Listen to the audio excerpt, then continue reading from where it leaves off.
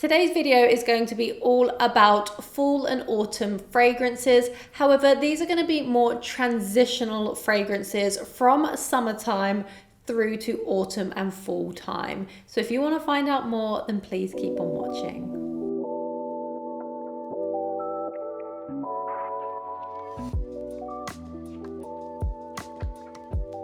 Hello everyone and welcome back to my channel, or welcome to my channel if it's the first time you are visiting. Thank you so much for joining me today. As already mentioned in the intro, today's video is going to be somewhat of a transitional fragrance video. I'm not quite ready to make my fall and autumn recommendations yet. It's 3 weeks away from autumn fall time, but we're finally getting somewhat of a summer here in the UK, and it's actually pretty hot for the UK this week. So I thought I would share my transitional fragrances. And these are fragrances that I feel suit this time of the year where it's not quite cool enough yet to be full on fall season. We're still getting some warmer weather. So some of these fragrances are a little bit sweeter, but they also have cozy vibes to them too. So depending where you live in the world, I don't know what your kind of season is right now, but these are applicable from going from hotter weather to the weather starting to cool down. So without further ado, let's get started on the recommendations. My first recommendation I feel is super appropriate for this list, and it is none other than Kryptonite by Khalil T. Now, I mentioned this fragrance in, I think it was a new fragrances in my collection video or a first impressions video, and quite a few of you were intrigued to hear my deeper thoughts, I guess, and I've had a chance to wear this a lot more now. As you can see, I'm making a little bit of a dent, and Kryptonite has really stolen my heart. If you're a viewer of my channel, you will probably know that I really love tonka bean as a note. And this fragrance has a real unique twist on it because there's quite a lot of aldehydes within this composition. And normally I'm very wary of fragrances with aldehydes, but this has been done so beautifully. It almost has a vintage feel to it, but at the same time, it's extremely modern. I don't know how that can be, but yeah, there's just something about this one. And let me tell you, this lasts all day without fail, and you will have a huge scent bubble around you. It is an extrait, but extraits sometimes don't project very well. Well, Kryptonite does. And my husband was wearing this one the other day, and I was obsessed with the trail that it was leaving. So it is definitely a tonka fragrance. So you get that nice cozy vibe, but it has a little bit of sweetness that still makes it appropriate for the summertime. But then it kind of transitions into being a cozy scent too. There's lots of iris in here. You've got a little bit of almond. There's some sandalwood in the base too. There's a little bit of jasmine, a little bit of cedar, and then the aldehydes, as I already mentioned. But tonka bean is front stage and center. Oh, this is just so beautifully done. It's a cloud of tonka bean goodness. It's sweet, but not like gourmand in your face sweet, just the perfect cloud of tonka bean iris goodness. The aldehydes give it an almost vintage feel, yet it feels really modern because it's tonka bean, it's woody, and then it's got the iris. I don't know, I just think this one is incredible. I would wear this all year round, but I think it's perfect for the transition from summer to fall. Of course, that's why I'm recommending it. And the longevity is 10+ hours on my skin. I think it's an absolutely incredible fragrance. The next fragrance is from the Casamorati line from Xerjoff, and it is a Bouquet Ideale. And I adore this fragrance. If you have watched my top 10 for life videos, this one has been in the 2 I've made. There's something that resonates with me in this fragrance. It's one of those ones that feels very me when I wear it. And I'm so glad we're getting into the season of fall, transitioning into winter too, because I will be wearing this from now all the way right through to winter. There is something just incredibly addictive about the scent profile. It's very vanillic, but it's also spicy. It's a little bit woody. And then I pick out an almost red berry feel from it, which I've mentioned so many times. Yet those notes aren't listed online. And that's the berry notes that aren't listed online. It's definitely listed as a vanillic, woody fragrance. Very, very woody. There's some tobacco blossom in here too. There's lots of cinnamon and nutmeg. You've got musk in the base. There's guaiac wood, there's sandalwood. I just absolutely adore this one. It's spicy, but it's not overly spicy. You definitely get the nutmeg and a little bit of the cinnamon, but it's a very sweet cinnamon. The vanilla is really sweet in this composition, and I definitely pick out red berries. So let's just say there's red berries in here. But some of you might not get that. Definitely test this before purchasing. Don't purchase it because I'm saying red berries, because they're not listed. It's just the vibe that I pick up. And yeah, lots of vanilla. There's a little bit of tonka bean in this one too. Tad bit musky, but yeah, it's the most sexy, cozy, slightly spicy, woody vanilla scent. I adore this one. Highly recommend getting your nose on it if you like the sound of the notes. But again, another one which I feel is the perfect transition from summer to fall, because it still has that sweetness, but then it's going into a slightly more warm, woody and spicy avenue. The next fragrance is Ce Soir Extrait. Now, I feel like this is the perfect fragrance for fall and winter, but also transitioning over from summer to fall because of the sweetness in here. Now, I just reviewed this one over on Instagram, and a couple of people asked which one I preferred out of the original and the extrait. And I said, like, it's really difficult for me to decide, because I would say the original Ce Soir is more spring summer, and I would say the extrait is more fall and winter. So this definitely fits within the list. Now, if you have sampled Ce Soir before, I do think they are very, very similar, more so in the dry down, but they definitely share all of the similarities of the original. However, the extrait is far more syrupy, like very dense, sweet and sticky.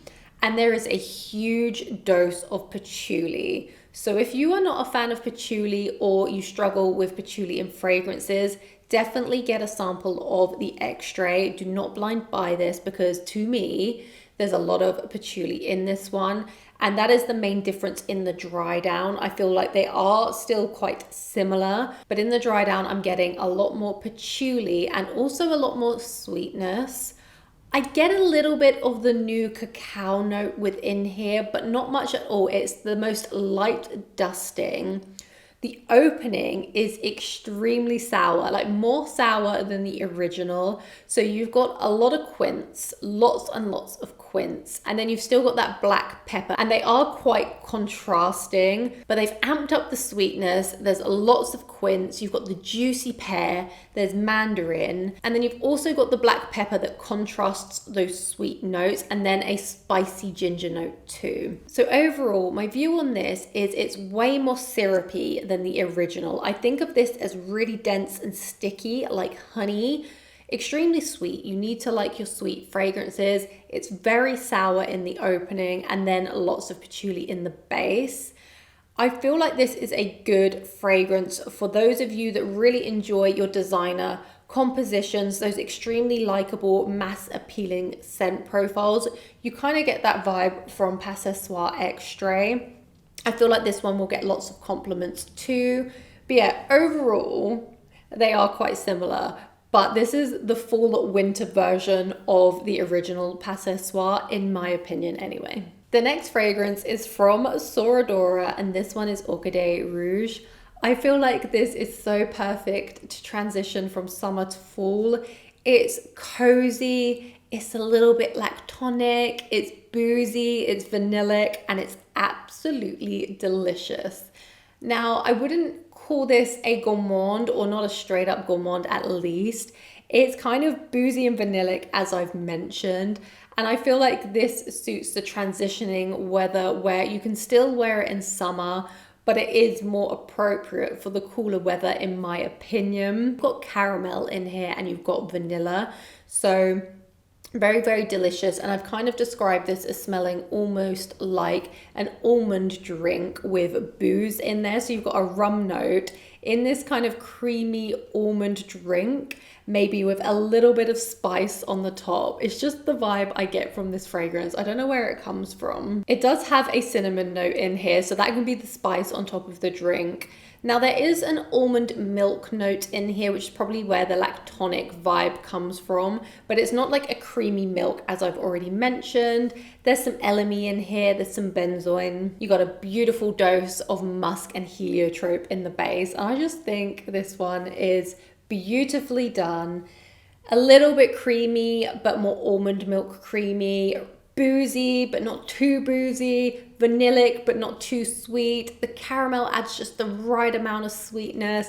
You've then got the cinnamon. Yeah, Orchidee Rouge is incredible. I will definitely be re-reaching for this autumn fall. I haven't really worn it much this year just because of the hotter weather. I was wearing it like early spring, but now is the time for it to shine. So yeah, I would highly recommend getting your nose on Orchidee Rouge if you have not already. The next fragrance is from Ex Nihilo, and this one is called Honore Delights.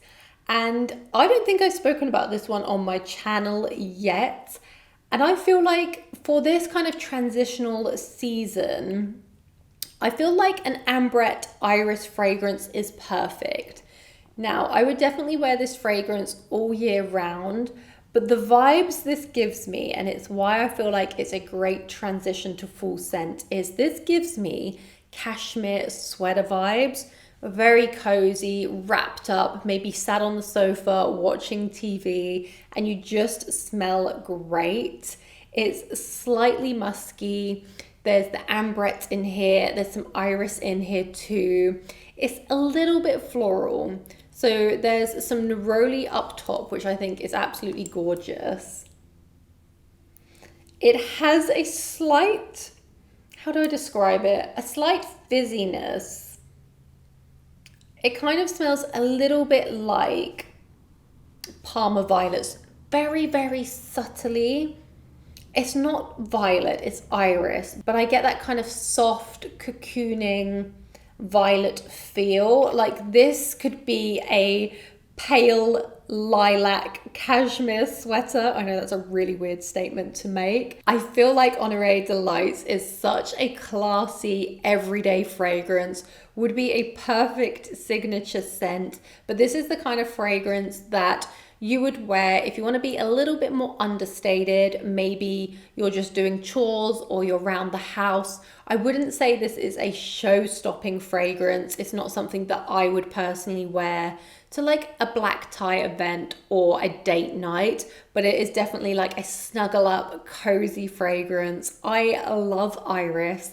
I love ambrette and I love musk, and it kind of wraps all of those up into one and has a beautiful kind of soft sweetness from the neroli. And then you've got a little bit of a woody vibe in the base from cedar and sandalwood. So yeah, I think this would make a great transitional scent and a very underrated fragrance from Ex Nihilo in my opinion. Okay, this video wouldn't be a Hailey video if I didn't include a heavy vanilla fragrance. So I'm going to be recommending Note Vanille Nectar by M.Micallef.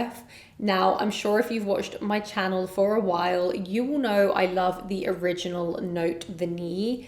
However, they introduced Note Vanille Nectar, and wow, did they knock this one out of the park, because this is like the original Note Vanille, but much, much better. In my opinion anyway, I think this one is better.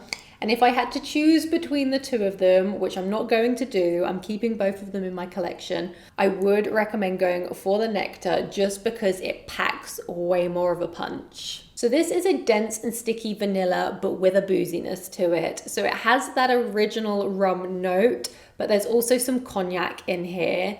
There's some light citruses up top, which to me aren't that noticeable. And then you've got a light touch of jasmine in here, which makes this so gorgeous and elegant.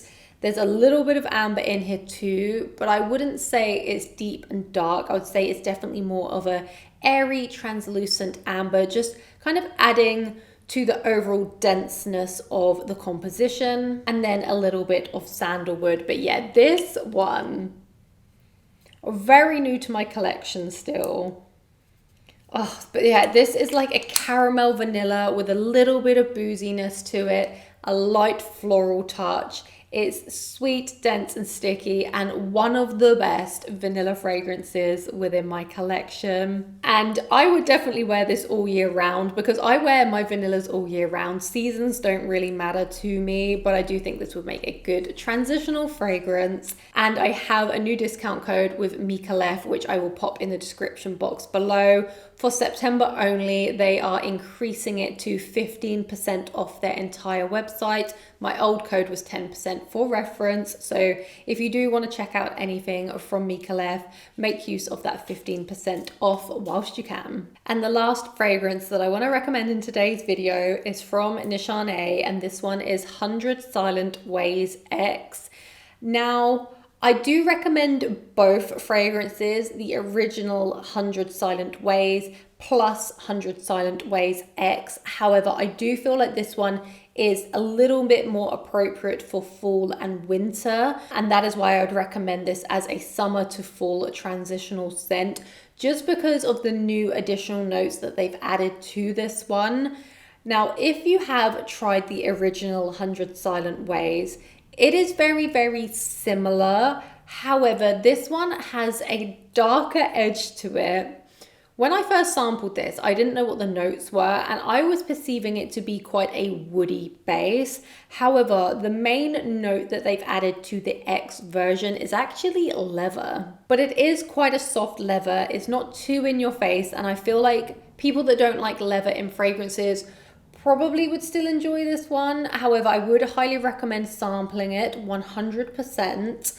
And I do still pick up quite a woody vibe in the base for the X version. You have got patchouli in the base, and then they have some kind of powdery florals through the mid, like heliotrope and iris, but you're still getting that really beautiful sweet opening that we know and we love from the original. You're getting lots of juicy peach, and I perceive it to be like a white peach that is just oozing with juice, and then sweet, sweet florals. The most prominent florals to me is the gardenia.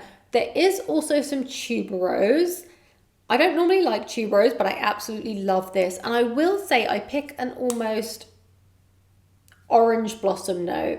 Yeah, this is definitely macerated more than when I originally got it, because I'm getting a lot more of that woodiness still coming through. I'll be really curious to know if any of you have tried the X version. Do you kind of get a woody vibe in the base, or are you predominantly getting the new leather note?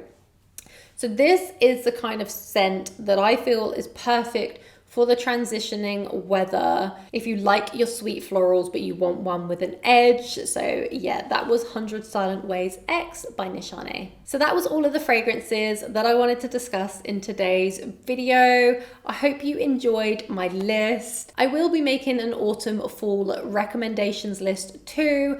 I will probably post that in maybe 3 weeks time. Let's kind of get transitioning fully into fall season before I put that video out, but it will be coming, so do stay tuned for that. But I would love to know what scents you feel are perfect to transition from summer to fall season. Please let me know your favorite fragrances for this time of the year down in the comment section below. But thank you so much for joining me today. It's been a pleasure as always. I hope to see you in a future video to come. Thank you so much and goodbye.